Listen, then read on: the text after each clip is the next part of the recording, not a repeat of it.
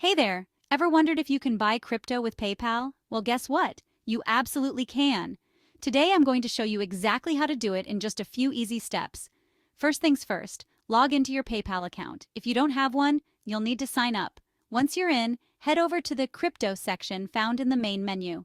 It's usually represented by a little Bitcoin symbol. Now, before you can start buying crypto, you need to agree to PayPal's crypto terms and conditions. This is super important, so make sure to read through them carefully. Once you agree, PayPal will check to ensure all your info is up to date and confirmed. This process is pretty quick and straightforward. All right, now comes the fun part. Once everything is set, you'll see a list of cryptocurrencies available for purchase.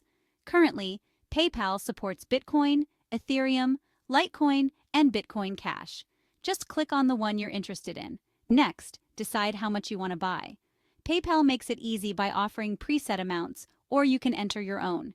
Keep in mind, there will be a small fee for the transaction. Once you're ready, hit that buy button.